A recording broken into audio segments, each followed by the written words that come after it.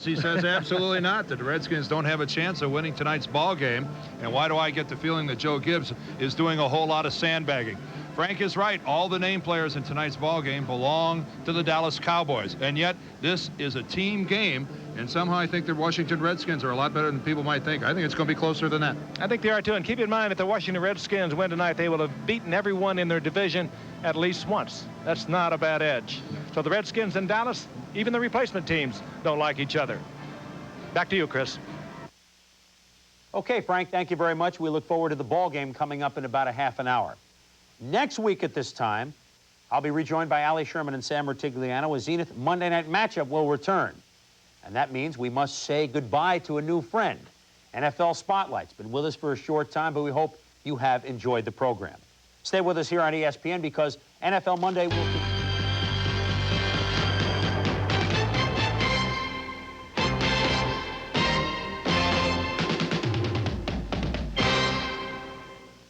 Hello once again, everybody. I'm Chris Berman, and welcome to Monday Night Magazine. We all go to the movies to watch the classic confrontations of the good guys against the bad guys. Detective against killer. Robin Hood against the Sheriff of Nottingham. James Bond against seemingly thousands of clumsy henchmen of some evil genius who want to rule the world.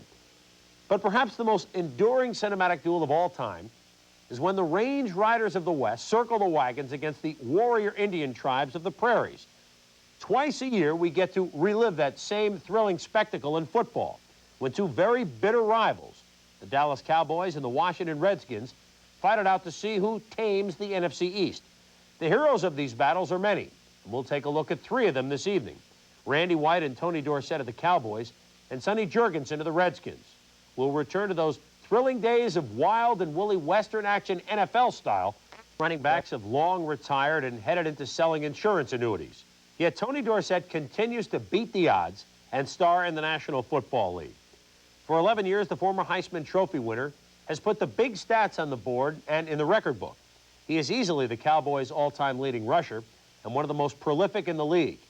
TD has the longest run in NFL history, a record that will never be broken because it's 99 yards. But beyond the numbers, there is something in the way he moves, a running style that is both thrilling and distinctive. Dorsett gets results with some of the most majestic runs any of us has ever seen.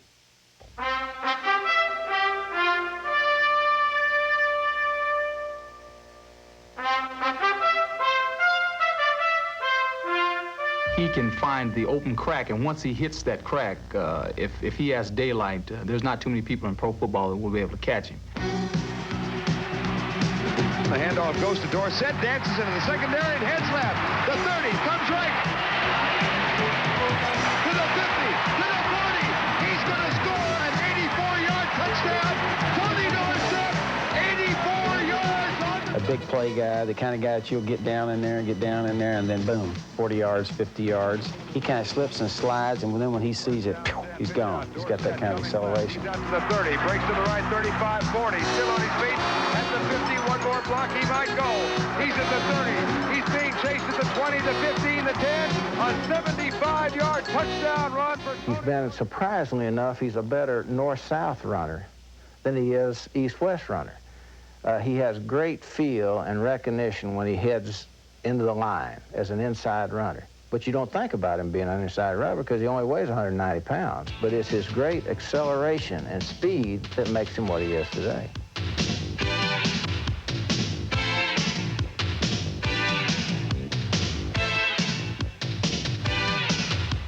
If you ever watch me play, you'll see when I get a ball, my eyes, they light up like silver dogs. And I'm just looking at everything, and I do see a lot out there. Running a football is instinctive. It's all creative, it's all impromptu, and things are happening very, very quick. And my vision helped me, I think, survive for 9 years in the NFL.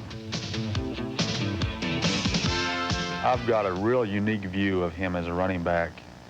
I mean, a literal view from the football field that not many people get to see.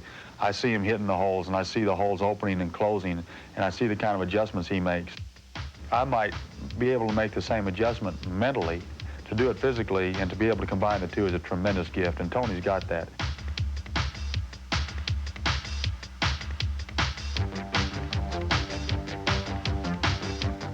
On the fast tracks around the National Football League, Tony Dorsett is the Ferrari of running backs, possessing a passing gear others only dream about. A gear that speed shifts him into the express lane of easy touchdown.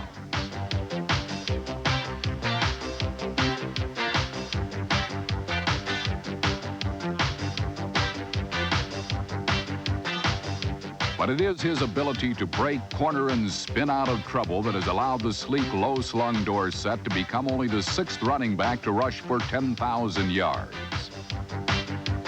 Yet his critics say Dorsett's high-gloss finish conceals a chassis unwilling to take high-speed collisions. The line on him is the fact that somewhat the same line they had on Franco Harris for so long, is that when he got close to the sideline, he'd run out of bounds. I think that's kind of a bad rap because Tony is a powerful runner, and he knows when to take a shot and when not to.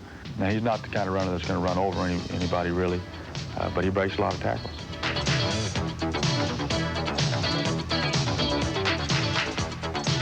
Well, we've hit him, I think, about as hard as you can hit him, and he keeps coming back.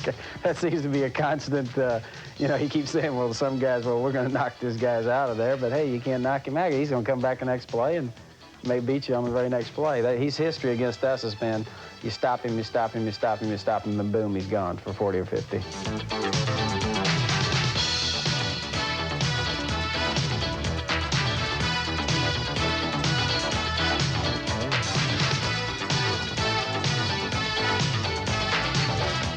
I'm not a bulldog type of runner. I didn't come into this business being a bulldog type of runner. I'm a runner that you, your grandmother, or someone else could probably enjoy watching because it's something exciting that's possible to happen at any time on the field.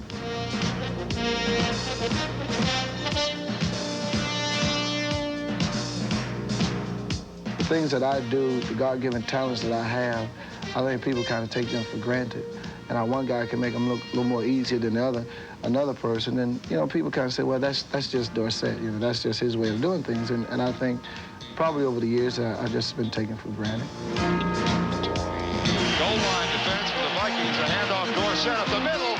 Here he goes. Cuts to his right. Going all the way. To the 30. To the 40. He's got 2 men to beat. To the 40. To the 30. To the 20. To the 10. The 5. Touchdown! Unbelievable! Tony Dorsett is in the record books. 99 yards. When you look back on it and see Tony Dorsett of every running list that was ever compiled, you'll realize how great a running back he really was and is. Players are usually taut and lean, hard as rocks, muscle-beach specimens of the human body in peak condition. But every once in a while, somebody comes along like a hefty William Perry to make the rest of us who aren't in such great shape feel a little bit better. One guy who looked like anything but a football player toiled for the Redskins in the 1960s. His name was Christian Adolph Sonny Jurgensen, a man who easily admitted he was not in the best of shape. But while his gut may have bulged, so did his passing statistics.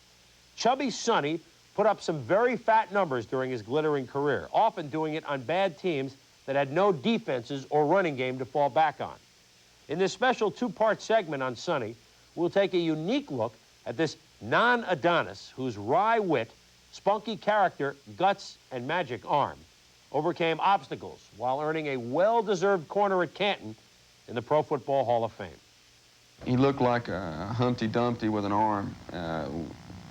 To me, he was funny looking. He looked like an egg with shoulder pads. He was a player in command, in charge, that could back up what he said. I think he's one quarterback could say to the receiver, which way you want the laces? You want the laces up? You want them down the side? Sonny's a natural. Sonny really didn't have to work at being a quarterback. He had the natural arm, he had a sense of timing, and he knew his people. Sonny Jurgensen probably played as well as anybody on Sunday after having a long visit to the local lounge on Saturday night. Despite a hairline receding north and a belly heading south, Sonny Jurgensen played 18 seasons in the NFL, mostly for a collection of woeful teams. He began his career with Philadelphia in 1957. No Eagle receiver could outrun his spirals, and no one could keep up with him after dark. Slingin' Sonny was married to pro football, but wed to the night. We borrowed one day a mannequin. It was a male mannequin. Then all the mannequin did was, when he was plugged in, was puff a cigar. It'd go over and over, and that's all it would do is puff the cigar, blow the smoke. And we took it back in a station wagon to the community club where we lived. Took it to the 4th floor, and at night, after bed check, I proceeded to put it in my bed, cover it up real nicely, and turn it on its side, figuring that the coaches would see that and Sonny would not get caught. But Tom Brookshire, who lived next door to me, came in, plugged the thing in while I was out, and here the thing was lying in bed puffing smoke when the coaches came in, and obviously I got caught. Traded to the Redskins in 1964, Sonny's personal brilliance was obscured by dreadful teams.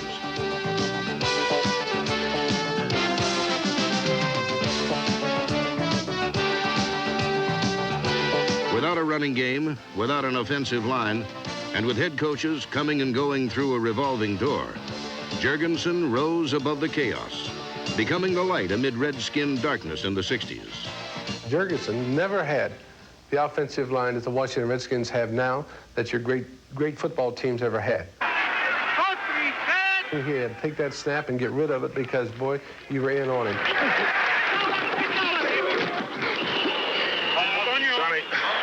I think he was good in that he had a real good vision of the football field, and he has a real good grasp of the knowledge of football. I think he was ahead of his time as far as picking up secondary receivers, knowing where a guy is more than likely to come open. It was like a rubber band. When you snap a rubber band and it breaks, that's the way Sonny was. And he could throw from anywhere, not only from here, he could throw like from the sidearm like this. He even threw a pass behind his back one time. And I mean, the guy's like 20 yards away.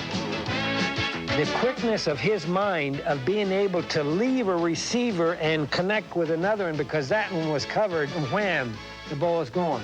And that's Sonny Jurgensen. While acknowledged by many as the best pure passer in pro football history, his talents were not mounted on the twin virtues of a healthy mind or a healthy body. Sonny was a great connoisseur of wine. He loved wine. Also enjoyed drinking the stuff. He used to buy the real expensive stuff, you know, $2 a gallon. And he would come and he would come in at practice some mornings, and the guys would ask him if he would yell the plays in from the sideline and just don't bother to get into this enclosed huddle. All the teammates were always on him, you know, and the opponents would come up the line of scrimmage, and guys would make remarks to him.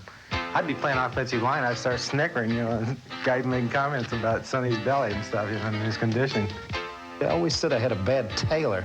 My uniform was tailored poorly. That's why I had the stomach. I think everybody that sat home with a six-pack on the weekend and watched the games and sat there with their stomachs out in front of them and the T-shirt pulled down tightly over them, they could relate to me. They like me. They still like me because their wives could say, why don't you go out and get in shape so you could play ball or something? Look at those physiques. And they could always look at me and say, well, look at that. If he can do it and play ball, then I can sit here and watch your games with my six-pack, so leave me alone.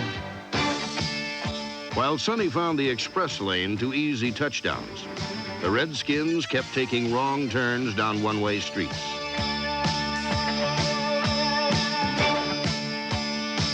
After 5 losing seasons, the Redskins and the Redhead finally saw open roads with the arrival of Vince Lombardi.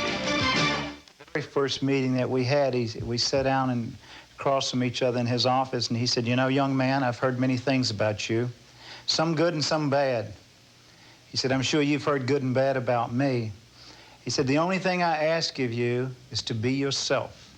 Don't try to emulate anybody else. Don't try to be something that you're not. You be yourself, and we're going to win.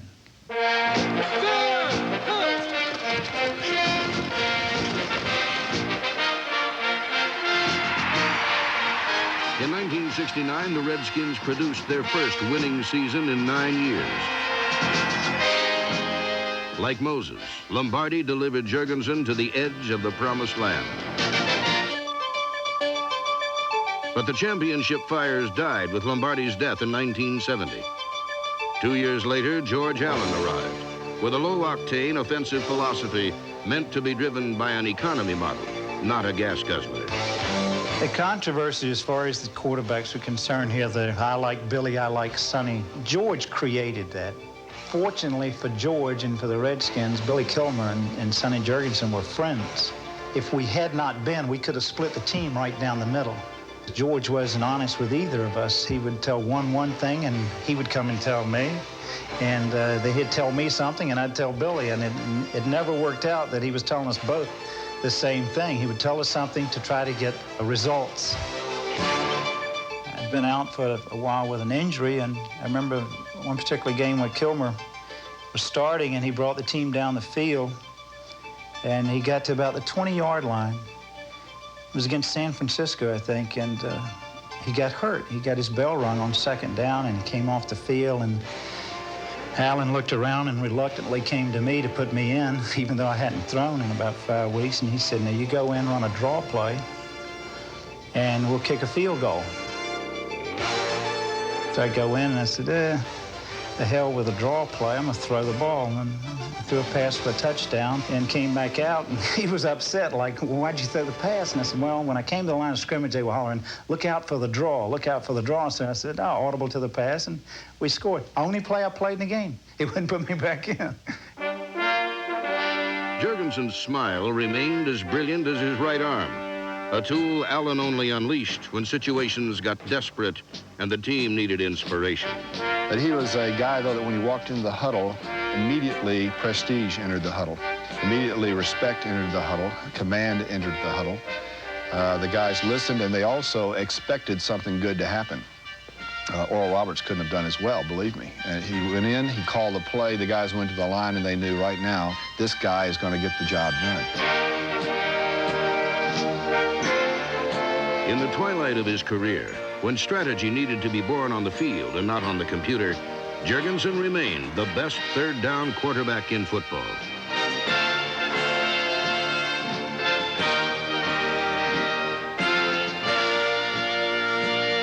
After years of wasting his talent on losing teams, Jurgensen was injured late in 1972, the year the Redskins won the NFC title. Denied the chance to play in a championship game, George Allen refused to allow him on the sidelines for Super Bowl VII, and he became the Invisible Man.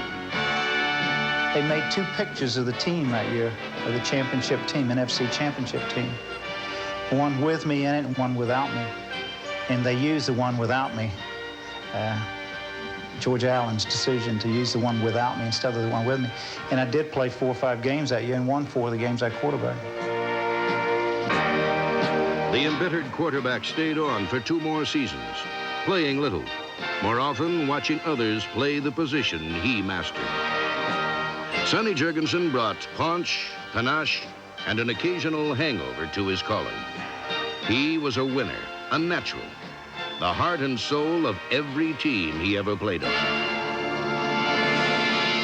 Years of a brilliant career, yet Cowboys defensive tackle Randy White has harvested all the major awards and honors a player can earn in the NFL.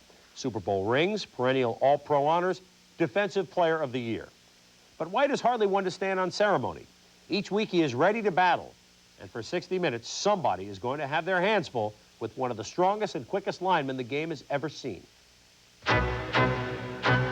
While White strides resolutely on his way to the Hall of Fame, in 1975, he followed in the footsteps of a player whose bust was already being cast.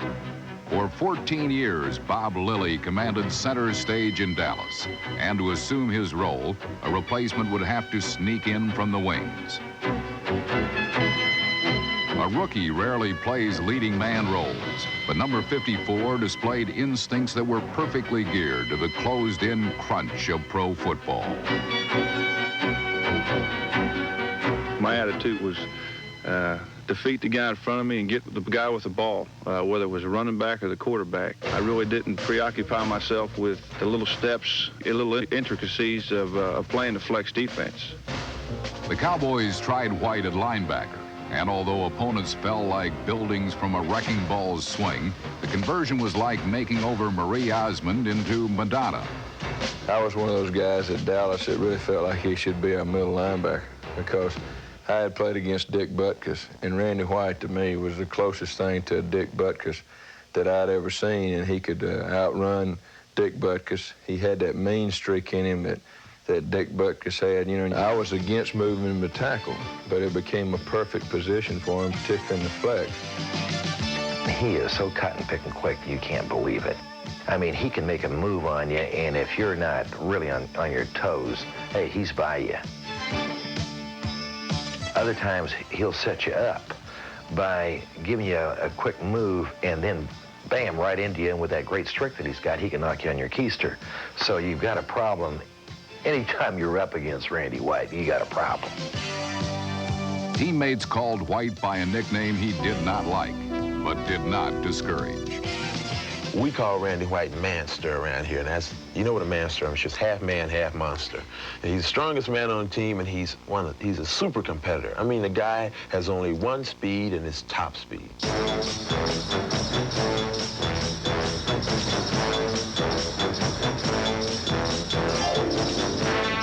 White allows no interruptions, no distractions, no loitering. The scrimmage line is his domain, to be possessed and defended. A place where he sends ferocious messages to all corners of a football field. The thing that makes Randy White so great is that he never treats anybody different. I don't care whether you're playing the best football player as an offensive line or the worst one. He doesn't care. I mean, he's going to play them the same way every week. And when you have that kind of a player, you're going to have a player that's going to dominate. You just cannot go into a game without accounting for his presence. You may have a player that will play well against him one time, but over the long haul, you're going to have to account for him with more than one player, and that's the ultimate in respect that a player can get from the opposition.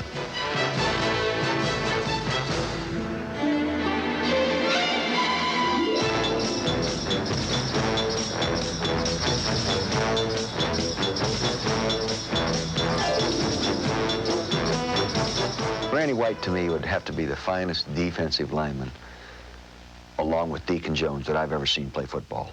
Randy White is a player that plays every play, whether the game is 70-0 in your favor or 70-0 against you. The most dedicated 100% player that I've ever seen, and he's as good a defensive player as I've ever been around. Like all NFL players, he has a lot of ability, but unlike all of them, he has a heart the size of Texas.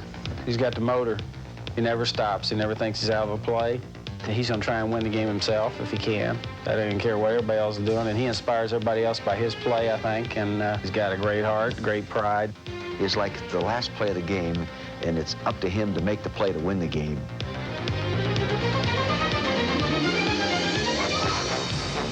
As the game progresses, you fall into a pattern. You see certain things that you'll be able to do, and you kind of save them for a key situation when it can mean a big play for your team, maybe on a pass rush, a certain move that you can use to beat a guy and you think it'll work. Big play, Stabler to throw. Here comes the pressure. Shot! It's a touchdown! Football! It is a touchdown! Randy White mauled Stabler and the ball came loose. It has never been easy for a lineman to achieve glory in a sport where romance thrives on And it has been a bizarre week and a bizarre season for the NFL. The strike, of course, ended on Thursday, but so much has been left up in the air. At halftime, we'll try to update you on as many elements as we can of the strike. We are going to go to Washington and talk to our ABC legal expert. Tim O'Brien will be joining us there. The Washington Redskins have gathered in mass after their first day of practice. We'll be talking with many of the Washington Redskins players, and Everson Walls of the Dallas Cowboys will talk about his own legal action that he plans to take. And, of course, the Dallas Cowboys also resumed their work today, and we'll talk to him about that also. What will happen to the players when they return and find replacement players? So many things are going to be taking place over the next few days. Meanwhile, this is a very important game. Whoever wins tonight will take first place in the NFC Eastern Division. And, of course, the Cowboys would seemingly have the edge. Many of their players have crossed over the picket line, and Tom Landry, head coach Tom Landry, while he vacillated a little while, he decided that he finally will go with all of his veteran players, and that means Danny White will be at quarterback. Tony Dorsett will be at running back. and Mike Renfro will be at wide receiver. But where it might tell even most will be in the defensive line. Too Tall Jones will start tonight. Randy White will start. Don Smearick is also there, so it would seem they would have the edge. Al Michaels, our colleague, is not with us tonight. He's in St. Louis, where tomorrow night he'll be bringing you Game 3 of the World Series. But Dan Deerdorf is here, a native of St. Louis, I might add. And Dan, you know, the Washington Redskins players, outclassed as seemingly they are, could look at this game in many ways. I mean, they could say, wow, what am I doing up against these guys? Or they could say, well, in a week I can go home and tell them I either missed Tony Dorsett, I creamed Tony Dorsett, or Ed Too Tall Jones ran over the top of me. They can look at it in a lot of different ways. And I'll tell you the way that Joe Gibbs is looking at it, the Washington coach. All week long, he's been telling the Dallas media, why are we even bothering to make the trip? I mean, we're outgunned, we're outmanned, we're outclassed. And the people here in Dallas, I think rightfully so, they smell a rat. Anyone who underestimates a Bobby Beathard football team, which is what this new replacement skin squad is making a serious error. Case in point, the St. Louis Cardinals, with a veteran-laden squad, went to RFK 2 weeks ago expecting to win by 2 touchdowns. They lost by a touchdown. There are some exciting young players on this Redskin team. You just don't know their names. Anthony Allen, over 250 yards receiving against the Cardinals. A talented running back named Lionel Vital. Those that think this is going to be a Dallas runaway, I think they might be mistaken. Head coach Tom Landry in his 28th year. He started back in 1960. He vacillated around about going with all of his veterans tonight. He finally decided that he had to go with the cards, as he put it, that were dealt me. So they will open tonight. Of course, as I mentioned, both teams tied at the top of the National Football Conference's Eastern Division. And a win, particularly for the Redskins tonight, would favor them immensely. That would mean they would have at least one victory over all of their division opponents. Washington beat Philadelphia in their opener. They lost to Atlanta. Then in Game 4, they beat the Cards. And last week, they beat the Giants. And as Dan mentioned earlier, they are a very strong team, considering that the Washington Redskins were the only team that remained unified throughout the strike. There is not a regular Washington Redskin on the field tonight. Dallas Cowboys have won the toss. Obed Chukwuma Ariri will be kicking off for the Redskins. If I were you, Frank, I'd do away with his middle name. We'll just call him Obed. How about OA? Deep for the Dallas Cowboys are Adams, number 21, and Robert Levette. Levette, of course, one of the Cowboy veterans that came across the picket line a couple of weeks ago. Good return man, not gifted with great speed, but a fine running back. A good crowd, big crowd here in Dallas, and we are underway.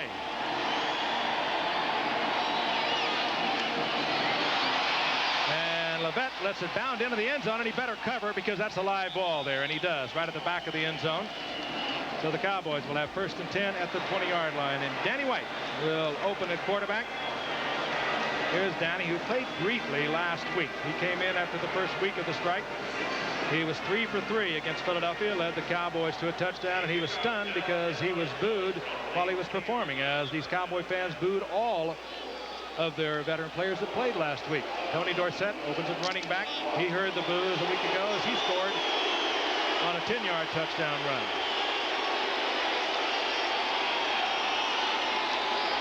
Very simple offense for the Dallas Cowboys. They like to do a lot of different things, though, against an inexperienced defense, reverses and things such as that. Dorsett, right side.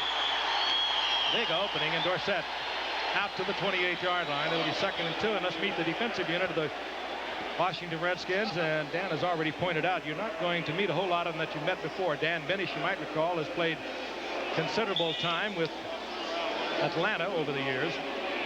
There are your linebackers. Curtis is an interesting linebacker, I might point out. Has never played any professional football, has never been in a training camp. And it's the secondary that has not been around all that much. Dorsett again gets the first down easily and spins and twists out over the 35-yard line and hit by Bobby Curtis. Yeah, and there's a good example of Curtis and his lack of football background. That time Dorsett makes his move to the inside and Curtis bites on it. He gets to the sidelines. Yes, it's going to be a real study of contrast here this evening. You look at the silver and blue Dallas Cowboys and you're going to recognize those names that are above the numbers. Not so with the Washington Redskins, but still the Redskins are a much better team than they appear to be on paper. The highest scoring team in the National Football League, and a pretty good defensive team too for having a bunch of no-names playing. First and 10 inside the 37 of the Dallas Cowboys, and Danny White flips it out quickly to Gerald White, rookie from Michigan, free agent with the Cowboys earlier this year, who was cut, and White is taken there by Skip Lane after he picks up about 6 yards out close to the 44-yard line. A good example there, Frank, of what the veteran quarterback can do. The Skins come with a blitz that time. The Cowboy offensive line not able to pick it up, and yet Danny White makes that play all on his own by flipping it over the top of the blitz to Gerald White. Danny White looking over a 2nd down and 3.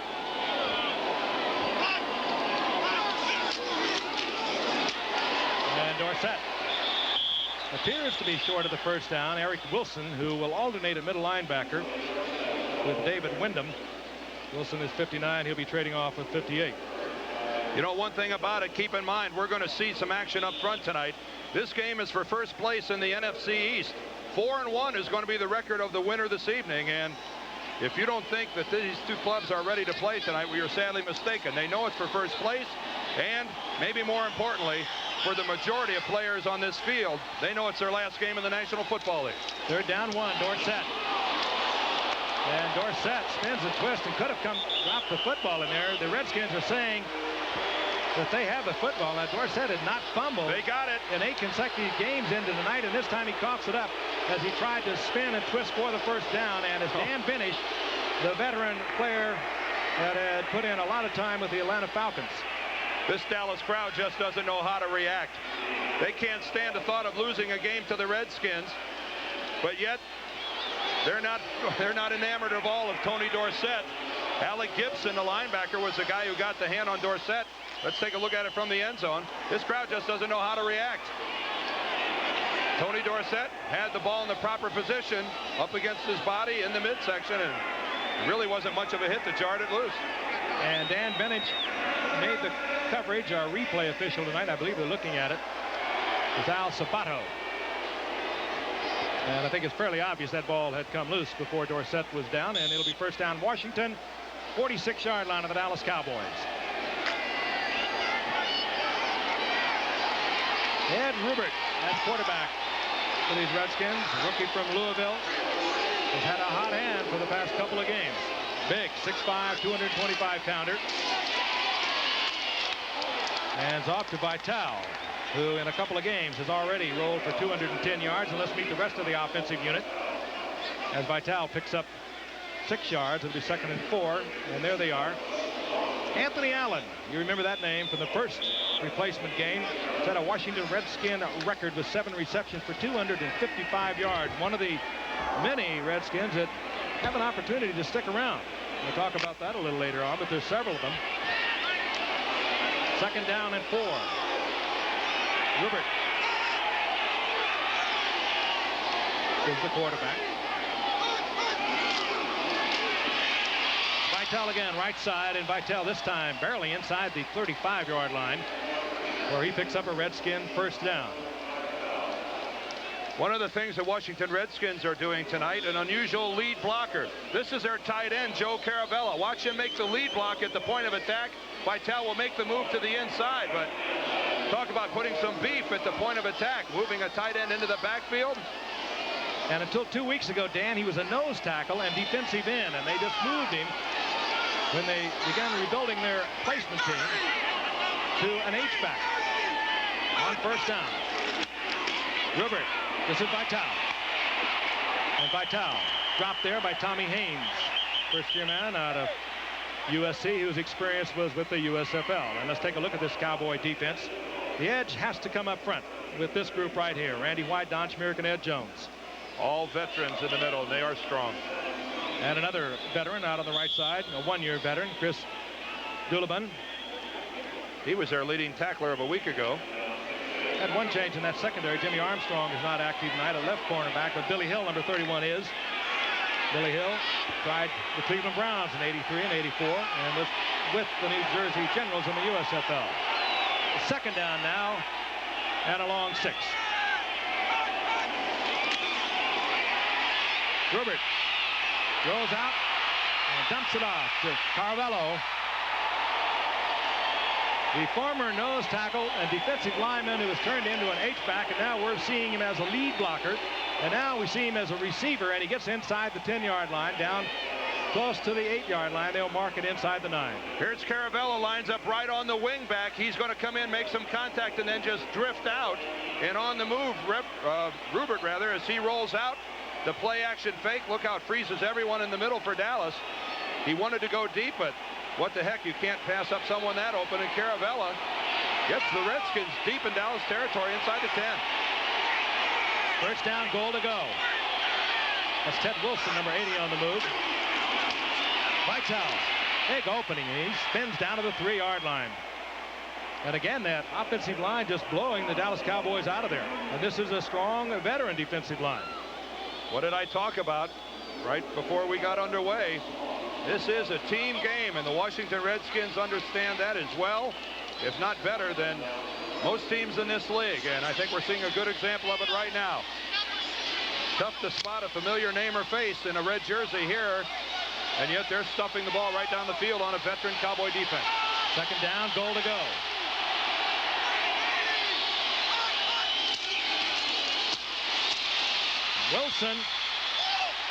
Wilson close to the goal line. Wilson, a longtime veteran. Started at Houston in '79, then went on to New Orleans and was their leading rusher back in '83. And here comes Wilson. Gets good blocking once again. You see some Dallas penetration, but the majority of the surge inside is moving backwards. And Wilson comes off the pile. A good spot by the officials. He wasn't in. He landed a foot short, and that's exactly where they have the football. But critical play for Dallas. This is exactly the way Washington wants to start this game. Third down, goal to go. The ball near the goal line.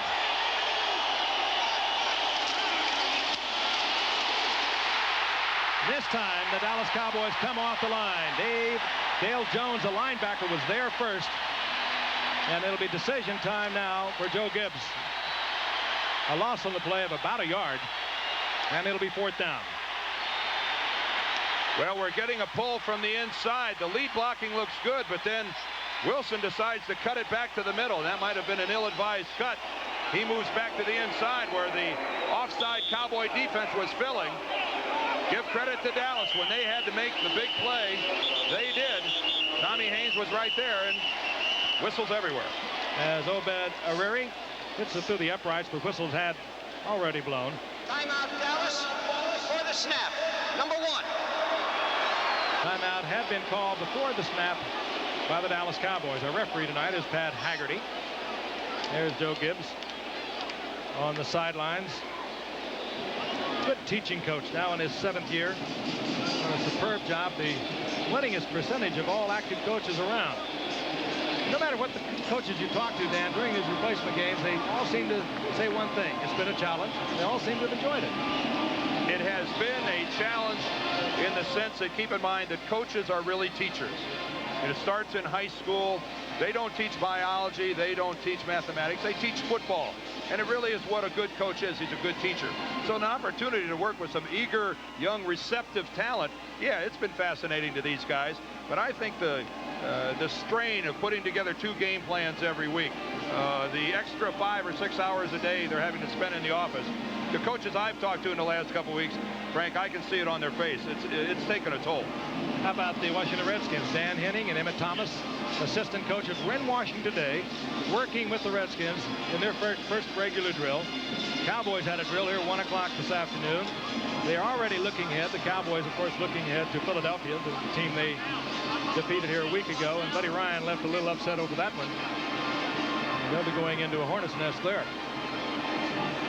The Dallas Cowboys, who took a timeout right there, I had to take a guess. I'm going to say they only had 10 men on the field. There was some confusion, and they went ahead and took a timeout, which questionable decision. It's not the end of the world to only have 10 men on the field when you're rushing a field goal. 19-yard attempt for Areri. And the Redskins take a Tony Dorsett fumble. In for 6. They have the extra point, or rather the field goal, and they now lead 3-0. Back at Texas Stadium, The Redskins hanging up a 19-yard field goal following a Tony Dorsett fumble, and they have a 3-0 lead. A good drive, Dan. Well, it certainly was, and of course Dorsett sets it up, but still, if you had to assess the plays that were run up front, the Washington Redskins controlled the line of scrimmage.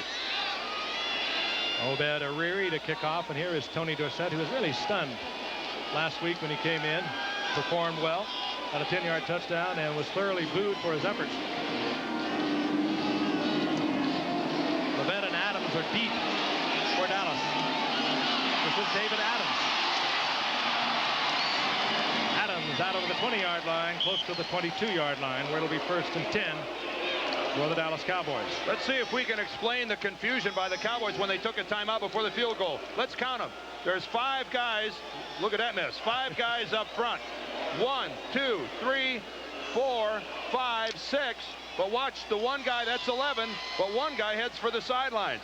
There he goes. He's the 11th guy. They think they got 12 guys out there. They were right to begin with. They didn't need to take that timeout. We'll see if that hurts them, Frank. 1st and 10 Dallas. Danny White, the quarterback, and the snap that Danny White was not anticipating, and Danny White is collected back at about the 15-yard line. Mix up between White and the center, Mike Zintic. Well, there's 11 men in the huddle. If 10 men hear one thing and one guy hears another, it's a little more painful when the one guy who hears something different is the center. That's the case there, as they're confused on their snap counts. Tom Landry calling upstairs, probably to offensive coordinator Paul Hackett, wondering what's happening. Meanwhile, it'll be 2nd down and 13. George Lilja, number 64, is the Cowboy center. We got a change there as Tony Dorsett struggles and does not get back to the line of scrimmage, and he hears the boos once again. Well, Tony Dorsett, unfortunately, has been making some of his best efforts in the newspapers here in Dallas. Tony has changed directions more in the newspapers in the last 3 or 4 weeks than he ever has running the football. Tony made some very derogatory statements about some of his teammates that crossed the picket line and went in. Then he crossed the picket line and went in. And then he really said, I'd get down on the 50-yard line, and begged Tom Landry not to play me in these games. He did not enamor himself to the fans at all. Public relations nightmare. 3rd down, 14. Danny White. Downfield finds the open man. It was Burbage, or Mike Renfro, rather, and the man on the coverage was Michael Mitchell, who was right there. Good coverage. Well, you can't fault Danny White. He puts it right on the numbers of Mike Renfro. And keep in mind, this is a 10-year veteran. It's a very simple hook pattern. Mike drives his man, is just going to sit down, but watch where the ball is. You can't fault that at all. Now, was there contact before the football got there? I don't think so. I think he just made a fine play. I think you give Mitchell credit for making the hit and timing it perfectly.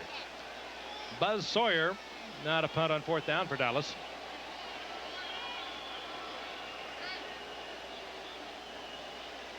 Derek Shepard is deep for Washington and off the side of his foot. And then it takes a Washington bounce back.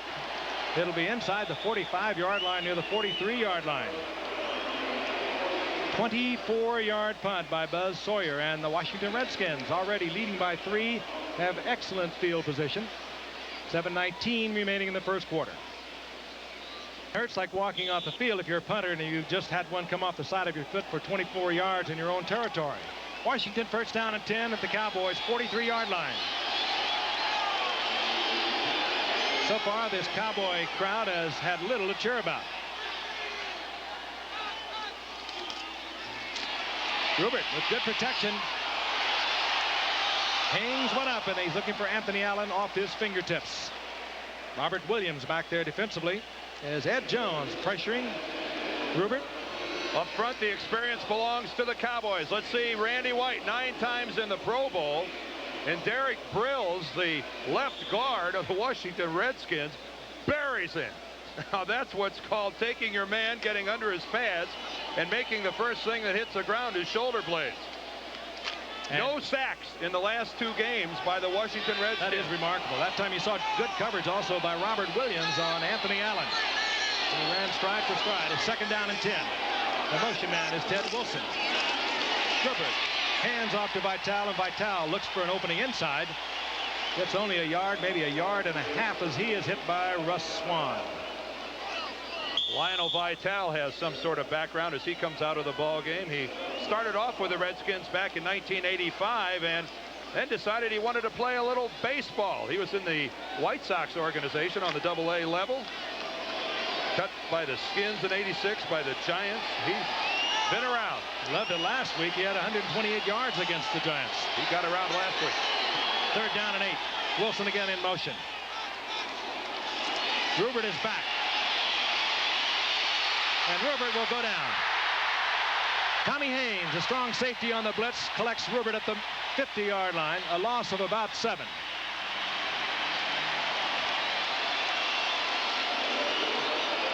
Not the first thing the partisan crowd has had a chance to get excited about tonight. Tommy Haynes is sneaking up. He's hiding right here on the line of scrimmage. He'll let it develop, then he'll come around the corner. Watch him make the play, but when your strong safety hides right in there and then sneaks around to the outside, he saw that Rupert was going to try to scramble and made the play. Wheel puts it in the air for Washington. Here's Cornell Burbage. And Burbage goes down at the 21-yard line. Flag is also down. Burbage, one of the finds for these Dallas Cowboys. An excellent wide receiver. As a matter of fact, they found a couple of them. On the other side is Kelvin Edwards. They have been providing big plays. It'll be marked off against Dallas. Again, our referee tonight, Pat Haggerty.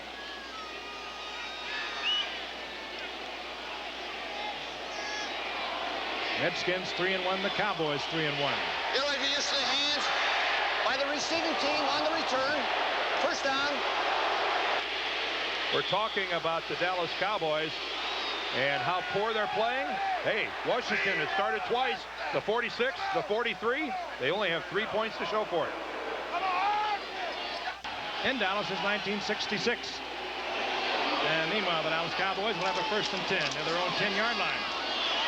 Tony Dorsett, and good running by Dorsett out to the 20-yard line. Could be close to a 1st down hit there by Steve Gage, one of the Redskins who might have an opportunity to stay with this football team. As a quarterback at Tulsa was Gage, and has turned into a fine defensive back and play a lot of positions. One of the things about Tony Dorsett, Frank, that I've always admired is his ability to run between the tackles. I think some people have a conception of Tony Dorsett as just being nothing more than a scat back. He really prefers to run between the tackles, get the tough yardage in the middle. And durability now in his 11th year. He gets the 1st down on 1st and 10. White is back once again. Gets the time. Has to check off a deep receiver to Tony Dorsett. He's well covered by Carlton Rose. And the crowd is getting on the Cowboys a little bit, but in the last 2 replacement games, they seem to score in bunches. They were very hot for a matter of just a few minutes against the Jets when they were down 3-0. They ran off 24 unanswered points and all of a sudden had a 24-3 lead 2 weeks ago. And then last week they ran off a 21-0 lead before Philadelphia hardly knew they were on the field. So they can score big. They have a lot of big plays, more than any other replacement team from 20 yards out. So they can score quickly with those wide receivers, Edwards and Burbage. This is Dorsett. And Dorsett over the 25 to the 27. He'll get 7. It'll be 2nd down and 3. Got a good lead block by Gerald White, the rookie from Michigan. And we have a Redskin very slow getting up. That's Dan Benish, a veteran right tackle, a veteran of several years with the Atlanta Falcons.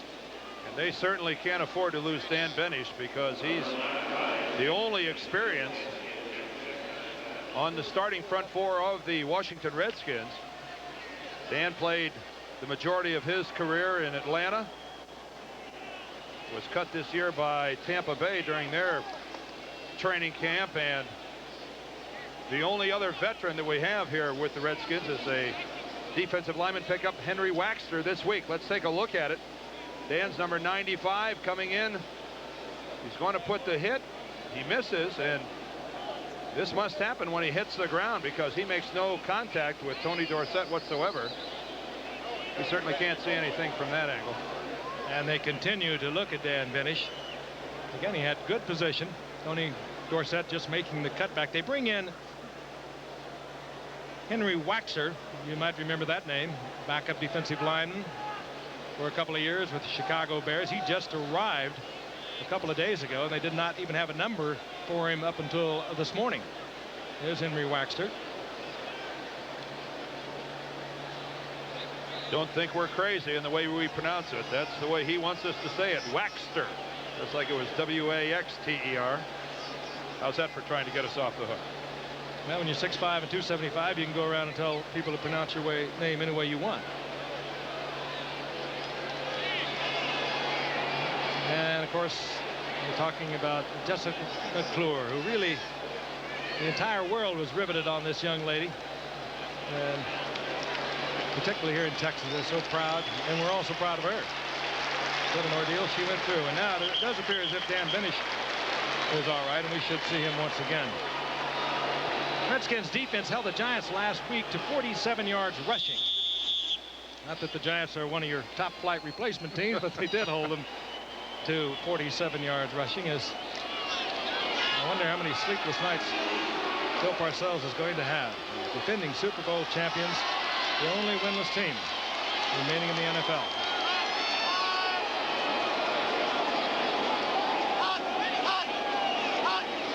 From the shotgun, Danny White on 3rd down and 3. And wide open is Renfro. Renfro working against the zone, found the opening. Danny White, good protection, fired it in and gets the first down. Out over the 35-yard line. That time Renfro lines up to the wide side, is going to come underneath, but let's look at the Redskin blitz up the middle.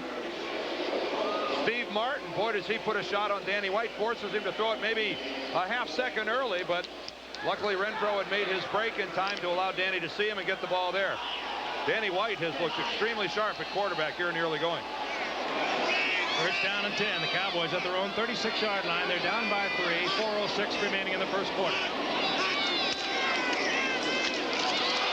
The ball is loose again.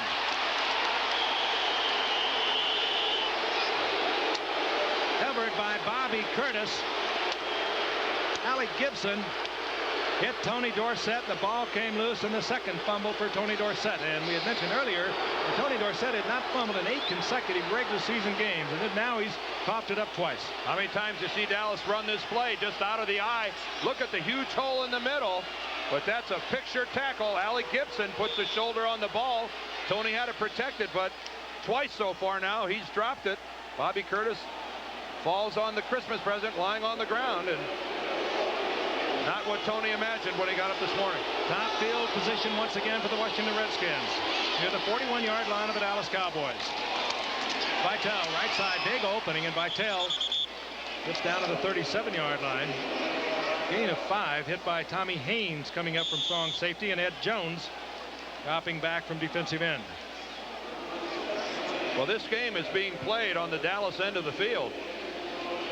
Whether it be fumbles, whether it be poor punts, it's all been at this end. Ed Too Tall Jones being blocked by William Sissom, the right tackle. Ed falls back in, makes the play, but a good 4-yard pickup on first down by Vitale. Mark is at 37, 2nd down and 6, and pressure on Rupert, and down goes Rupert. Dale Jones was in there defensively. The ruling is if you are getting rid of the football to avoid a sack. Rupert is hurt. Rupert appears to be shaken up. He was slow to get up, and it's a play action, and he's going to roll right into Dale Jones, who came on the blitz. I really think that's in the grasp. Well, he had what appeared to be a receiver that was uncovering, but it was very close, and Rupert now is going to have to go to the sidelines. The Redskins calling timeout. The ruling is that if you're getting rid of the football to avoid being sacked, it really doesn't matter whether or not there's a man nearby or not. They can call it intentional grounding. That time they chose not to. And Rupert is on the sidelines, and it will appear that we'll have a new quarterback, Tony Robinson of Tennessee. Ed Rupert, who went down in the arms of Dale Jones on a play that could have been called illegally grounding the ball, is now being looked at on the sidelines. Meanwhile, he has been replaced by Tony Robinson, a rookie out of Tennessee. Robinson, who led Tennessee in 1985 with a 9-1-2 record to the Sugar Bowl as a quarterback. A very agile, a very fine athlete. And he looks over 3rd down and 6. Gets away from Ed Jones. And fires upfield and gets it complete to the tight end, Craig McEwen. Does appear to be short of the first down. And Robinson immediately gets introduced to Ed Too Tall Jones. Well, Tony Robinson at 6'3", 200 is a good athlete, and Ed Jones establishes that he has the outside, and Robinson elects to go that way after he sees Ed up in the air. And a lot of quarterbacks have tried that and not escaped that long arm of the law, but Tony gets to the outside and then has the presence of mind to spot a receiver, pull up, and deliver the football. And that was his first play in the National Football League, and look at that. It's a Redskin first down. Craig McEwen, the H-back, gets the first down. It says, next time, sucker.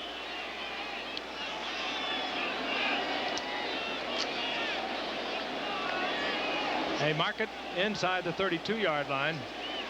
2:40 and the clock is moving here in the first quarter. Redskins with great field position all night long, but they've only been able to manage one 19-yard field goal.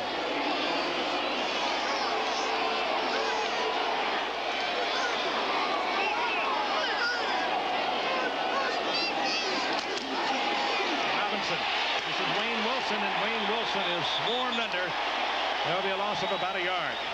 Russ Swan was there first, and then it was Chris Dulabon.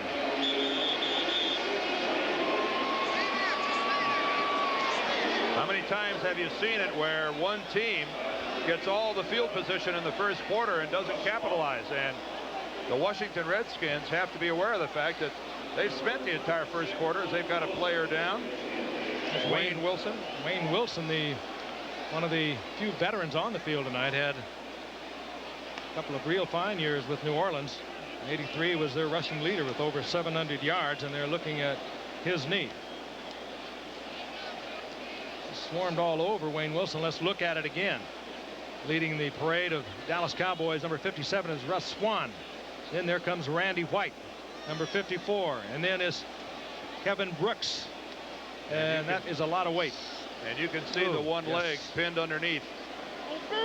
So often it gets trapped on this artificial surface.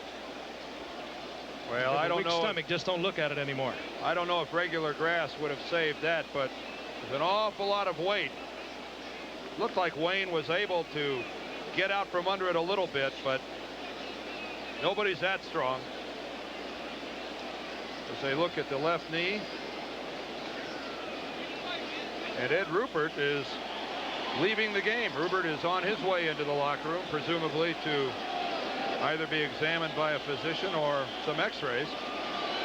Remarkable couple of games for Ed Rupert into tonight. He was the second leading quarterback in terms of rating of the replacement teams. And the first one was Kevin Sweeney of the Dallas Cowboys. And now off comes Wayne Wilson. And the key here is that he's putting weight on his foot. If you've ever had a serious knee injury, you do not put that foot on the ground. That baby dangles in the air when you go off the field. A good sign for Wayne Wilson that he's not afraid to put some weight on that left leg. Nor will they allow him to put the weight on it. Well, nobody has to tell you. 2 minutes remaining in the first quarter. It is second down and just about 12 yards. The ball inside the 33-yard line for the Redskins. And Lionel Vitale is back into the lineup, number 20. Here comes a full blitz against Robinson. And Robinson reads it well, gets it quickly to Anthony Allen. And a very cool move by Tony Robinson. As you might expect, a new quarterback in the lineup, you turn everyone loose, you try to get into his face, try to shake him up, and the Cowboys did exactly that. Ernie Stotner sending his troops from all over the field. This is the Cowboy 4-0. Two Cowboys right here. Alex Green is going to come into the middle. Watch Robinson set here and deliver the football. You've got to read the blitz. Your receiver makes the break. You get rid of it and take a hit. And teamwork. You know you're going to have the one-on-one, and that's exactly what happened. Allen was one-on-one with Robert Williams, and Robinson laid it up there in perfect shape because there was good coverage. A 25-yard pickup, first down, goal to go inside the 10 once again of the Redskins. Vitale slithers inside the 5. Tom Landry has to be thinking to himself, well, I challenged the kid. I challenged Robinson. 2 blitzers right in his face, untouched, and he burned me. Here's Allen a moment ago. He was individual coverage against Robert Williams. The blitz now is right in Robinson's face. He lays it on the outside, doesn't put it inside, where he would not have had a chance to get the completion because Allen would have had to run back through Williams. And chances are that wasn't Allen's primary route.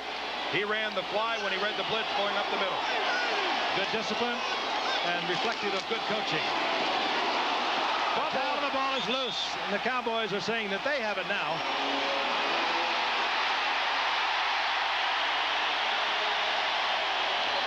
They do. Kevin Brooks comes up with the football for the Dallas Cowboys. Cowboys have turned it over twice themselves, and now Vitale turns it over inside the 5-yard line. Here it is again. Well, it's the Cowboys' turn to get a break. Vitale, look at the size of that hole, but he never had the football. That's a touchdown if he's able to control the handoff from Robinson. You could see where if he would just make a little break to the left, go inside of Randy White, he's in the end zone, and it's a 10-0 ball game. Not so. Fumbled exchange between Robinson and Vitale. There's the first-round draft pick out of Michigan in 1985 that came up with the football. Kevin Brooks. Look at it again. You're so right, Dan. All he had to do is control the ball. He might have got just a little bit fired up there. The handoff looked good. Just lost the ball, thinking perhaps he was going to break it back to the inside to the daylight that would have taken him to the end zone. Dallas gets another break.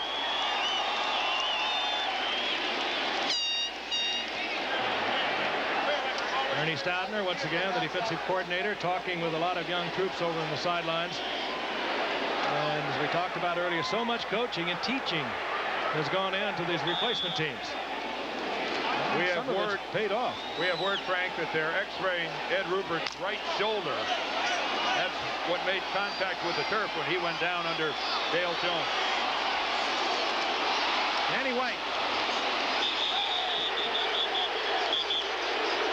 Michael Mitchell up there to pick up Danny White. There's mix-up in the backfield. Take a look at it once again. Well, this is the snap from center. Danny has it in his hands. He got a lucky bounce. He did get a lucky bounce. It came right back to him. Mike Zintik is the center.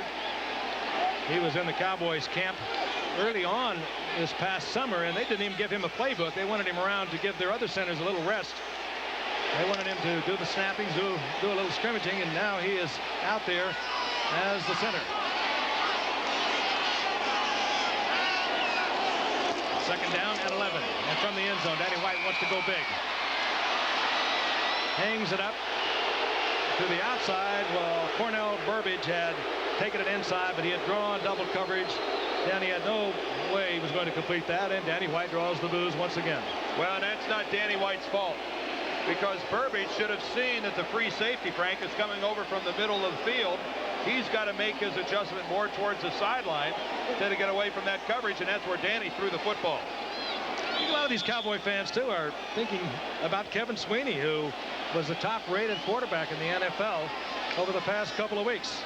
A rookie from Fresno State who was replaced tonight by Danny White. So let's face it, this is the Cowboys' quarterback, at least for now, and for the rest of the season.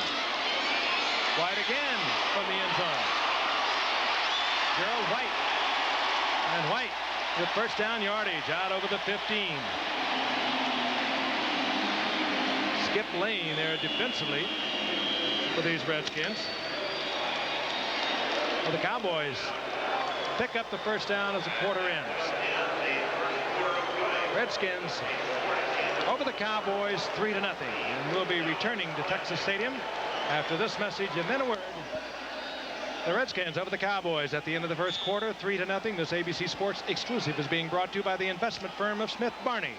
They make money. The old ball at their own 16-yard line. We begin the second quarter. Danny White remains the quarterback. And down goes Danny White. Steve Martin from over on the right side. No one picked up Danny White. Steve Martin rained all over him back at the 9-yard line. I guess he did. It's easy to look good when no one blocks you. And Steve Martin that time had a free sail, and that's what I said about the ball being played in the Cowboy end of the field. The 46-yard line is as far as they've gotten, their own 46. And that was where Tony Dorsett made his first fumble. Cowboys yet to come up with the big plays that have characterized their first 2 games of replacement football. The bombs to Burbage and Edwards, the wide receivers. There is the attempt to get it to Burbage. And Michael Mitchell was there with the coverage on Cornell Burbage, the rookie from Kentucky.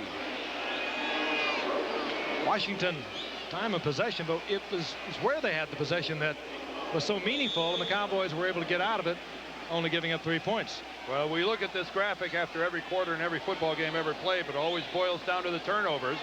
The one Washington turnover cost them some points because that probably would have been a touchdown run, and the 2 Dorsett fumbles. Keep in mind, that's hurting Washington. They're only able to convert that into 3 points. From the shotgun, 3rd down and 17. Danny White from inside his 5-yard line. Man wide open, and it's Renfro, and Renfro comes down with the football and gets away from one tackler at the 34 and gets out to the 37-yard line. Skip Lane finally there to make the stop against Mike Renfro, one of the veterans playing tonight. Renfro finding that zone once again. A very simple zone. He pulls in, and Danny White from the shotgun is able to get it right to him.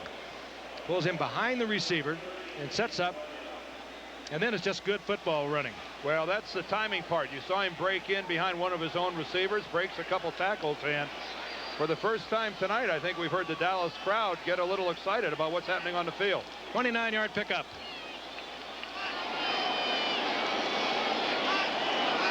Renfro in motion. Dorsett. Looks, pecks along the line of scrimmage, and gets a couple of yards out to the 40-yard line. It's been a while since I've seen Tony run with both hands on the football like an Ohio State fullback, but that's what we saw in that play. No way is he going to put it down on the ground. Oh, and do you start thinking about it, too, after you cough one up, and then you cough 2 up, and that's all you're thinking about. And Tony Dorsett is such a natural runner. He really is such a fluid, graceful runner. He cannot be thinking about fumbling the football. He is covering it with both hands after having coughed it up twice. 2nd down and 8, and Danny White appears to be checking it off.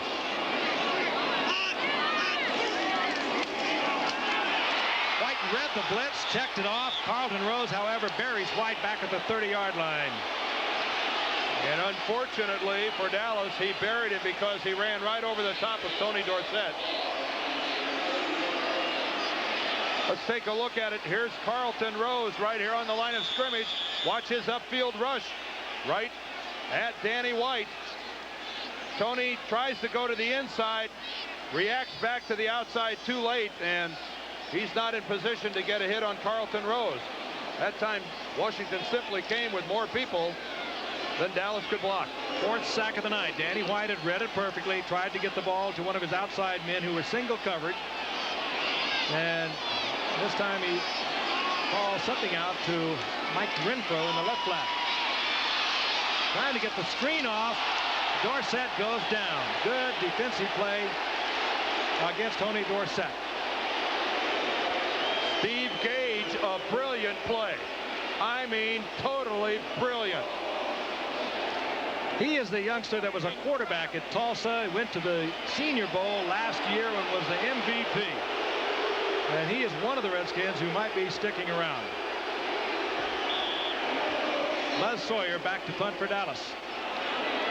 Derek Shepard, another Redskin that might be around.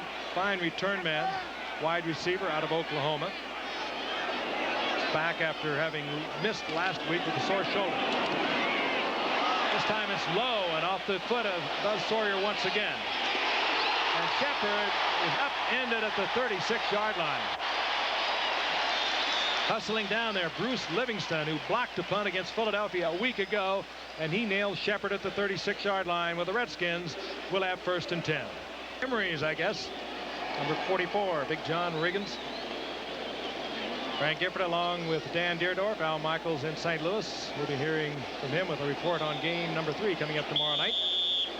And Dan, what has happened? I'll be there right behind home plate. Tudor, Straker tomorrow night.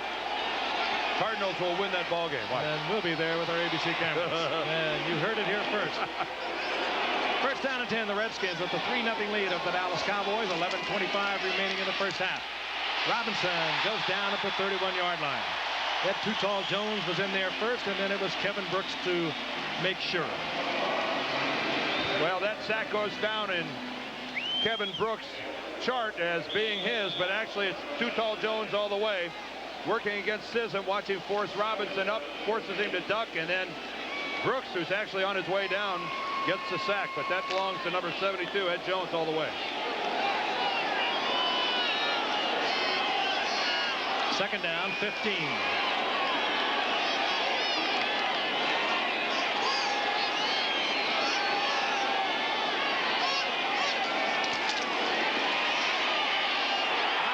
Almost has it picked off.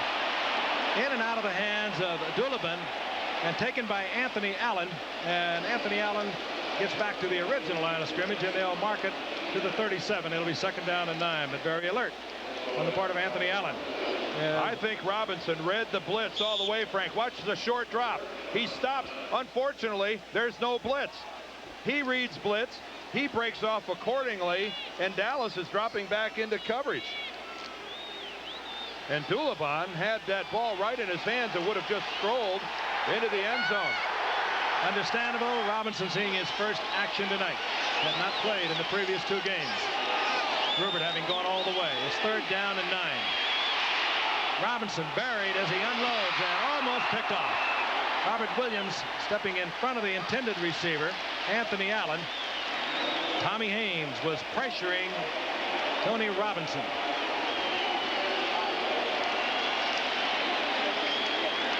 By looking at the reaction of the Cowboy backs, look at the way that Robinson looks at his receiver all the way.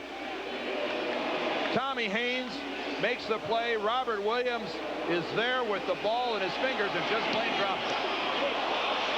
Jack Wheel punting and driving Burbage all the way back to the 11-yard line, where he is pounded out at the 13-yard line. So Dallas will start deep in their own territory once again.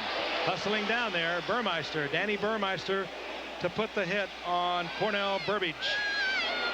9:49 remaining here in the first half. No respect. While we were away, the crowd started chanting, "We want Sweeney." They meant Kevin Sweeney, who has started the last 2 replacement games, has played well. He had that great career out of Fresno State, setting a lot of NCAA records, passing for over 10,600 yards, but he has been replaced tonight by Danny White. Kevin Sweeney is on the bench. On first down and 10. Tony Dorsett out close to the 20-yard line. Still has that acceleration, even now in his 11th year. You may not know these guys' names, Frank, but they know what to do with a helmet and a pair of shoulder pads. Did you hear the pop when Dorsett took the ball that time and took it upfield? I'm extremely impressed with the Redskins and their defensive unit. I don't want to keep harping on the same point, but there aren't any Randy Whites and Too Tall Jones in that front 4, and yet they're playing like it. Dorsett picked up 6. It'll be second down and 4, and White is back looking once again. In and out of the hands of Tony Dorsett, and he'll hear the boos once again. Tony Dorsett, who really never quite got things figured out about this strike, as we mentioned earlier. One day he was saying one thing, and the next day he was saying something else, and got himself in a whole lot of trouble down here. And next Monday night, Los Angeles Rams and the Cleveland Browns, and that should be quite a game. The Rams, of course, struggling now. They are 1-4, and meanwhile the Cleveland Browns in the Central Division are 3-2, and they are tied with Houston and Pittsburgh. On third down and 4, and that will bring up fourth down. Henry Waxter got up and got a hand on the football, and Danny White just really doesn't have a chance. I know the crowd's all over Danny, but this guy's had a couple of passes batted away. He's been sacked 4 times. He's had receivers go the wrong direction, and the crowd's chanting, "We want Sweeney." Sweeney says, "We don't want this." Sawyer to punt once again.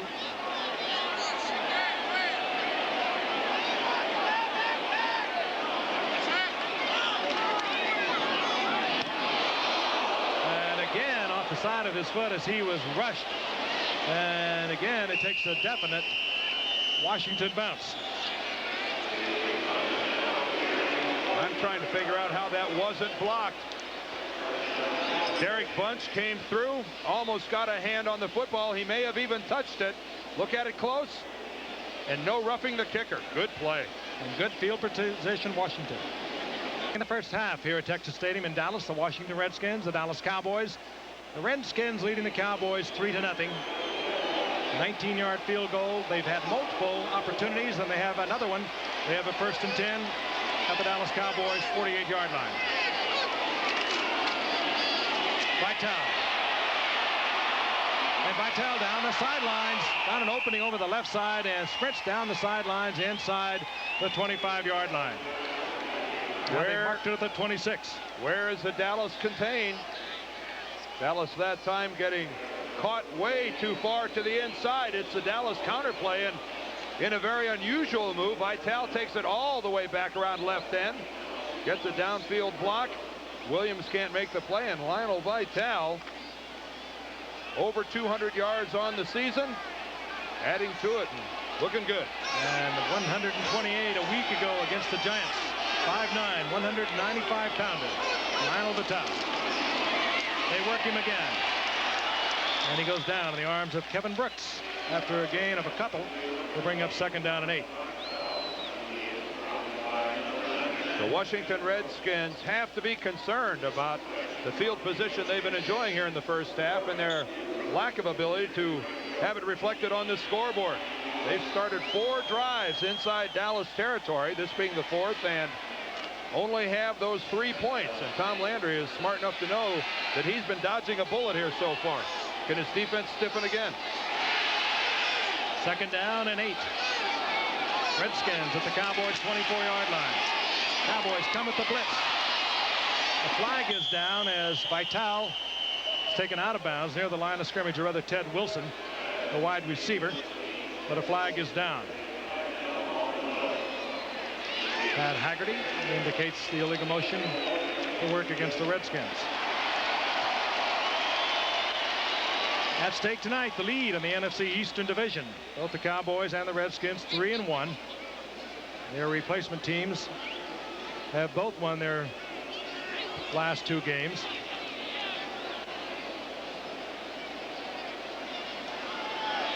Illegal motion, number 80, offense, still 2nd down. And it was the receiver, Ted Wilson, who was illegally in motion, and they walk it off back to the 29-yard line. What he did is he started towards the line of scrimmage before the snap of the football. Have to be moving parallel to the line of scrimmage or away from it. That time Ted Wilson was moving forward at the snap of the ball. Caravella, the H-back, lines up in front of Vitale. And this is Vitale behind a Caravella block. And Vitale gets back close to the 25-yard line. That was last week as the Redskins rolled against the Giants. Tonight. A couple of big runs will pad that average. That's what Lionel has had tonight, but that time he challenged the corner to get around. You have to hope that someone on the Cowboys defensive team makes a mistake. That time Chris Doulevant honored his contain and was there to make the play. 58 yards for Vitale thus far tonight. 3rd down, close to 10. Robinson looking deep into the end zone, trying to get the ball to Ted Wilson, incomplete. And we'll see the field goal unit coming on. Obed Ariri comes out. This is about the time of the game where the defensive team on their way off the field is going to pass the offense and say, hey guys, we're doing our job. It's about time you get it going. I'll go out there and hold him or something. 44-yard attempt.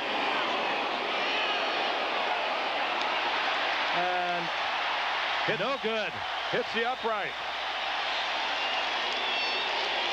O'Reary hitting the uprights. And the Redskins still lead 3-0. Here it is again. All the body English in the world, can't move the football. Didn't get the hook he ordinarily would get as a sidewinder.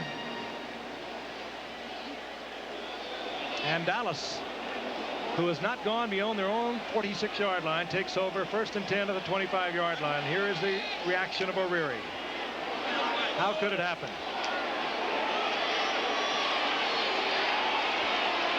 In Texas Stadium, it's easy. On 1st down, Danny White. Calvin Edwards. And Edwards, who has been spectacular in the past 2 games, will get a 1st down, and he'll get out over the 40-yard line. The blitz was on. Carlton rose in the face of Danny White, but he was able to get the ball to Edwards. Too late. Too late, Mom. A cry that's being heard around the world tonight. Maybe that's why the crowd here is so quiet. Cowboys at their 43-yard line.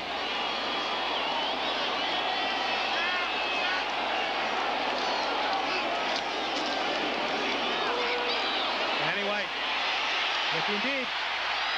And Renfro, the intended receiver, Michael Mitchell, was there defensively. It looked very close to interference, but Renfro does not complain, and no flags fly.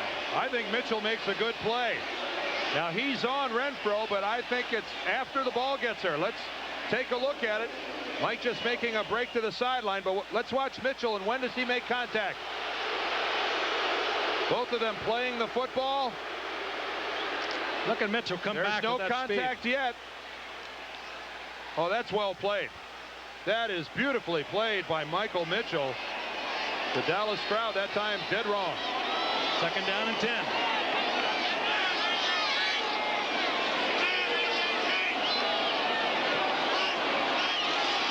Blitz again, and they're all over Danny White. He tries to just dump it off. David Wyndham, nobody picked him up.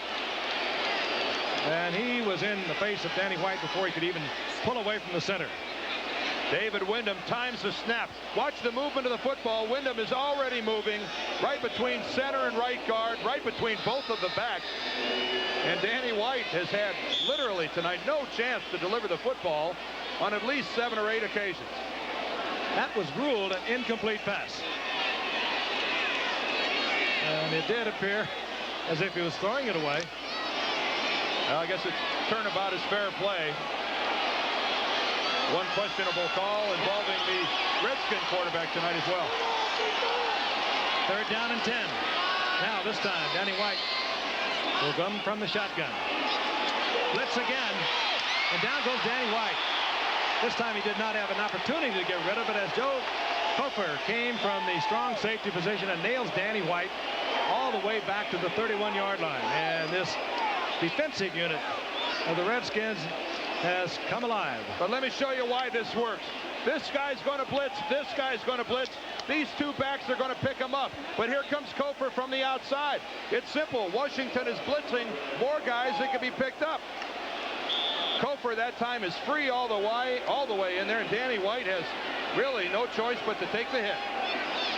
Well, Dallas will be punting once again. Buzz Sawyer, who is having a rough night, is on to punt. This time he catches one. And he drives Derek Shepard all the way back to the Redskins' 20-yard line. Shepard out to the 36-yard line, where it'll be 1st down and 10. The Redskins. Reminder, Saturday coming up here. Now you're going to see a key Big Ten matchup, followed by Game 6 of the World Series. That, of course, if it's necessary, Dan. Then on the West Coast, it'll be Game 6 of the World Series, if necessary, followed by California at UCLA. College football coming your way, and of course the World Series, if it does continue to Game 6, coming up on Saturday.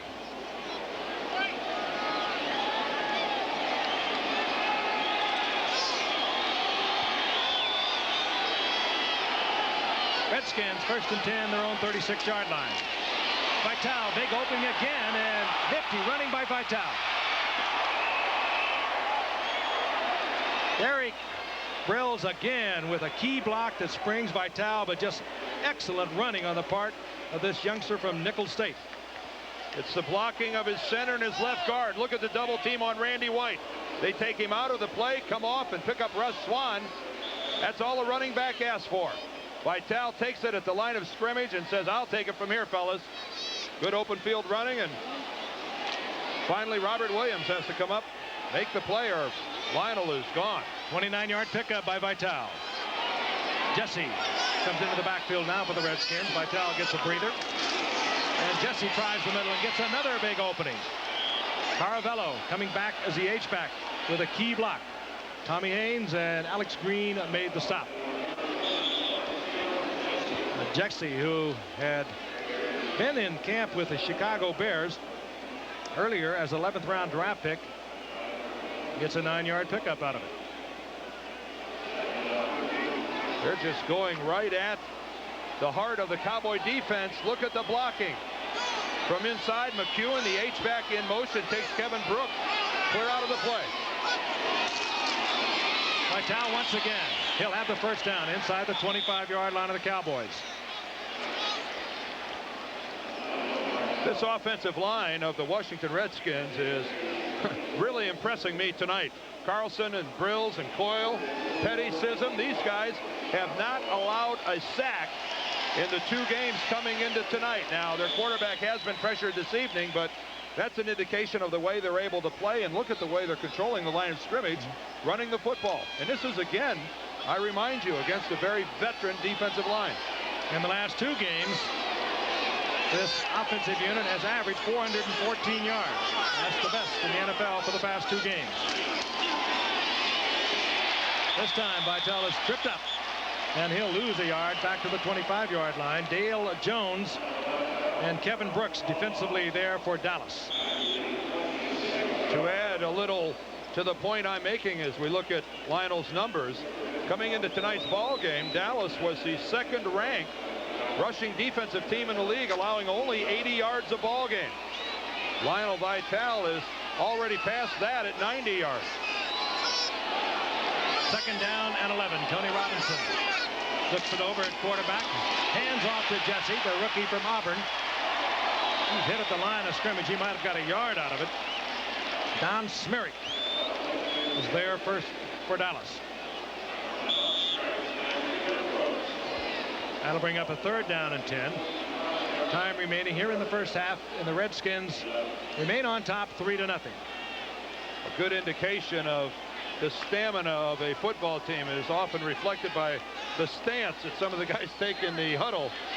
That time the Cowboys had about 4 guys with their hands on their knees searching for a little extra oxygen.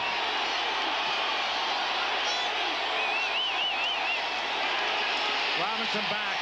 Just does get it away. Gets it upfield into the hands of Ted Wilson. And he was battling for the football with Billy Hill. And Tommy Haynes and Randy White were really pressuring quarterback Tony Robinson. And Hill makes a mistake that, it has to be tempting for a defensive back. Watch him play the ball instead of the man. He tries for interception, moving in front, and yet just doesn't get there. Comes up a half a step short, and that allows the reception to be made. And on 4th down, here once again, Obed Aruri. 33-yard attempt. Long snap.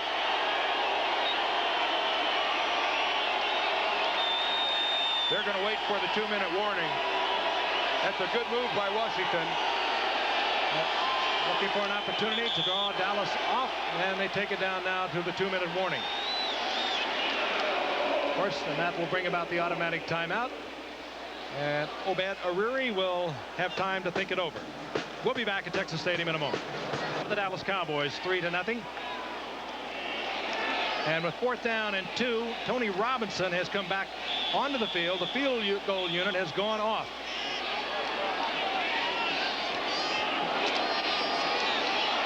Obed Guerrieri had been on the field before with the field goal unit when we went to the 2-minute warning. But now Robinson is back out there. Tim Jesse is the tailback. McEwen is the H-back.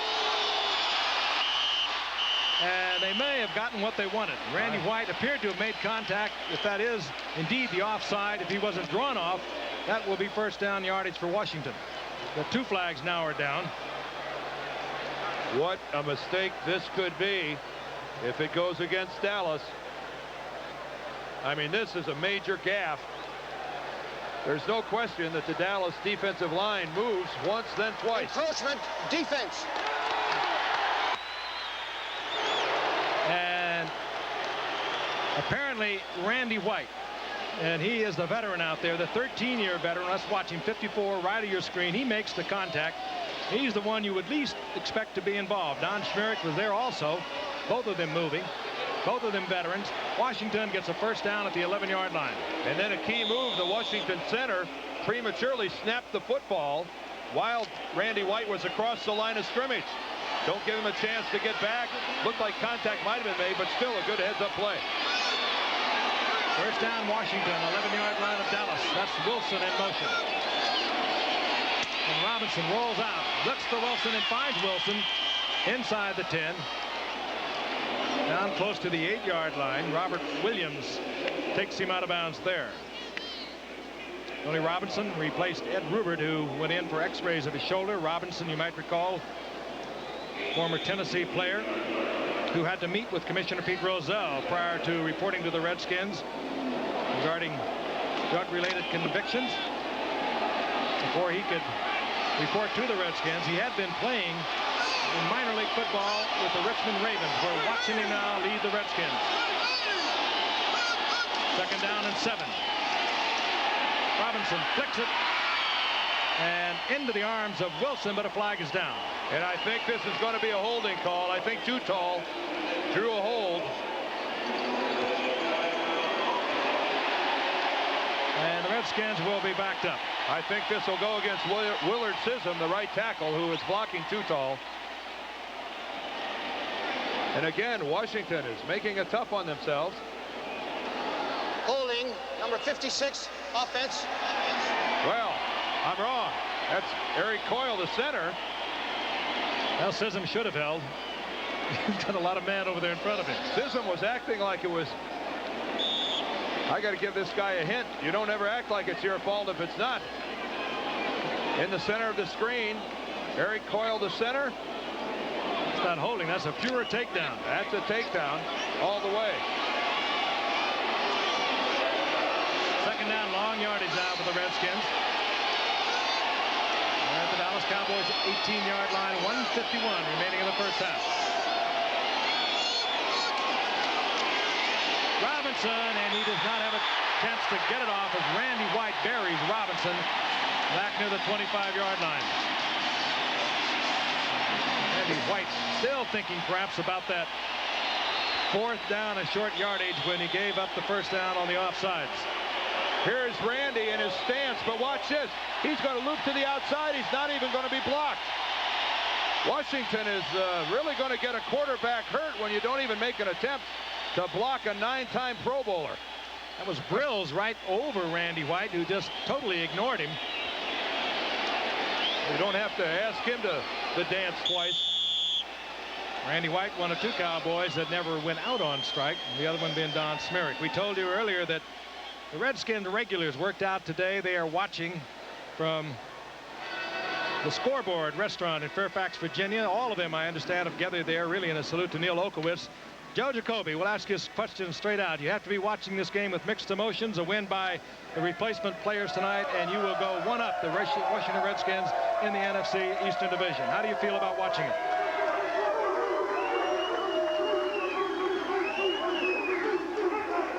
That must be how they feel about watching it. I don't think Joe could hear us because of the background noise of his teammates. Yeah. A little bit of celebrating going on. There's some celebrating. I think we're just celebrating that, we're back together as a team, and we're here celebrating what Neil did for the team, keeping us together, and we're kind of watching this game on mixed emotions right now. That That was a question, Joe. I mean, you will go one game up in the NFC East if you can win tonight, and it must be tough to watch it, however. Yeah, it is very tough. I mean, we feel like those, the guys that invested in the stock market today, that went down 500 points. We're sitting home in Washington, and everybody's down there playing in Dallas right now. We're going to leave you for a moment, Joe. Third down, long yardage for the Redskins inside the 25-yard line of the Dallas Cowboys. Robinson under pressure again, hit by Randy White again, and is picked off. Tommy Haynes. Haynes takes it back to the 22-yard line, and it was Randy White who hit Tony Robinson. Well, if you ever saw a guy trying to say, I'm sorry, letting his actions speak, take a look at Randy White. He's going to loop to the outside. Watts comes underneath, and Randy White just too much. He makes the hit on Robinson, and that interception is credited to Randy White all the way. I love that. I love to see a guy put his team in a jam and almost single-handedly get him out of it. 9 times this man has been to a Pro Bowl. He did it 8 consecutive years. Never went out on strike. His contract, an annuity that would have been dramatically affected by it. Stated his case at the very beginning, said nothing after that. Dorsett over the left side and out to the 24-yard line. Gain of a yard, perhaps 2 yards, as he is hit by Steve Gage, the rookie safety man from Tulsa, and Carlton Rose. Hurry-up offense now for the Dallas Cowboys. 2nd down and 8. Tommy Haynes celebrating a bit. Danny White fires incomplete to Gerald White. I'll remind you at halftime we are going to be talking to Everson Walls. We're going to take a look at the legal issues of the strike. And Al Michaels in St. Louis will have a World Series report. The Cards down 2-0. I know. And of course makes his home in St. Louis, and they've been down before. They had to win 2 to get there. You're exactly right. 2 shutouts. But the Twins, are they hot? No white ceilings in St. Louis either. Now there's 4th innings though. 3rd down and 8. Kelvin Edwards. You set me up, Frank. You walked in. Edwards has a Cowboy first down and stops the clock as he gets out to the 36-yard line.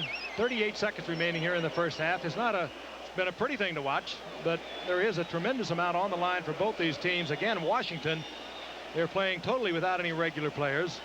The Redskins remaining unified throughout the strike, but they would have a win tonight over everyone in their division if they can beat the Dallas Cowboys. He's celebrating the possibility of Dallas making it to the 50-yard line, which they have not done here in the first half. White again on 1st and 10. And in trouble. And holds it to the last moment and then releases it to Mike Renfro, and he doesn't control the ball. Bobby Curtis was pressuring Danny White. You've heard it so many times before that sometimes it's just not fair, the statistics that end up going on a quarterback's record. I am very hard-pressed to find fault with Danny White and the way he's playing tonight for Dallas. Look at him have to get out of the pocket. He's going to take a hit just as he releases it from Gibson, and you just can't deliver the ball any better, and a 10-year veteran drops it. Mike Renfro can't handle it. Cowboys 2 timeouts. 2nd down and 10. The ball near their 37-yard line. That's the time remaining here in the first half.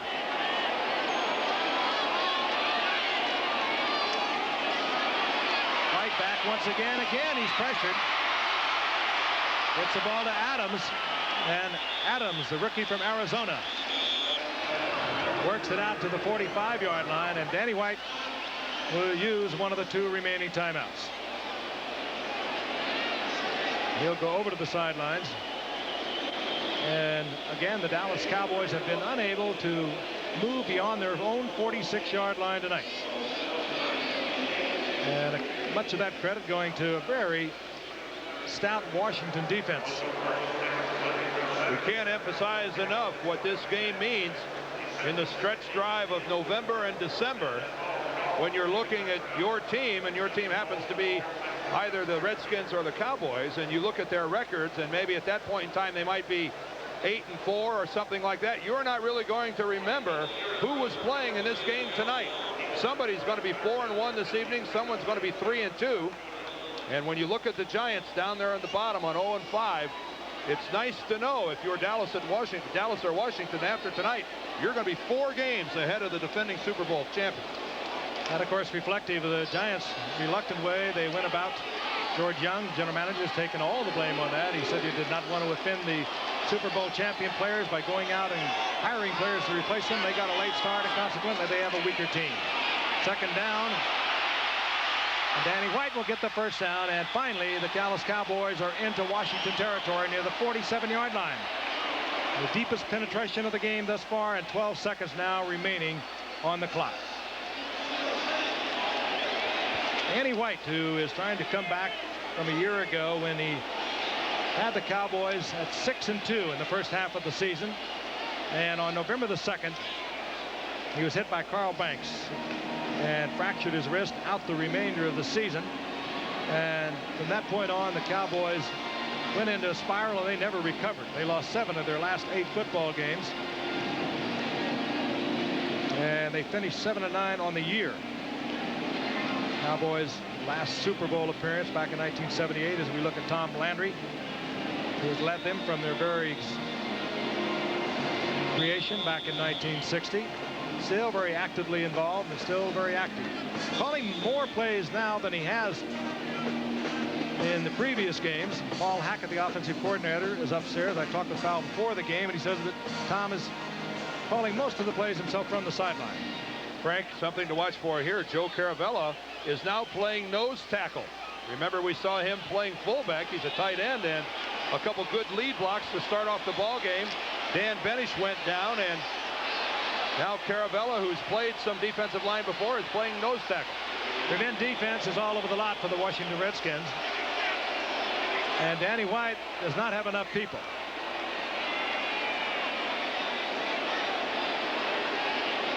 I think that was his problem. He was motioning to the sidelines to send somebody in.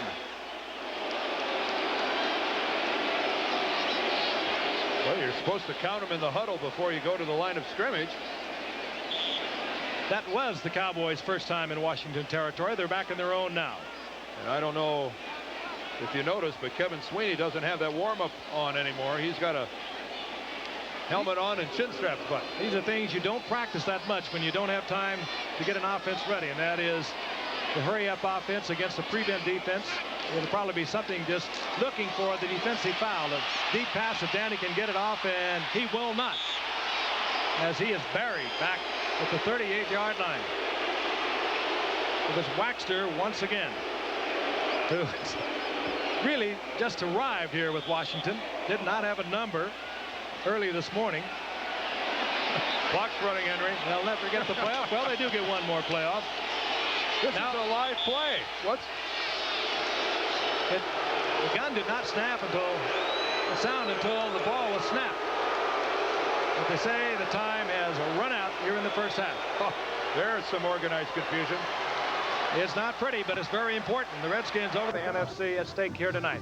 And there's much more at stake coming up in the National Football League. Of course, the strike ended this past Thursday, but it left so many questions unanswered. Of course, the players announced that they would file an antitrust suit against the owners, and that suit being filed in Minneapolis. We are going to go to our ABC News correspondent, Tim O'Brien. He's in Washington. He is also our legal expert. Tim, it's all yours. Hi, Frank. NFL players now average over $200,000 a year, but they claim they could make a lot more if they had a free market in which to negotiate their contracts. And they say what they do make isn't that much when you consider that football careers are often shortened more by injury than old age. All the while, the football business is booming. Ticket sales remain high. TV contracts more lucrative than ever. The players' suit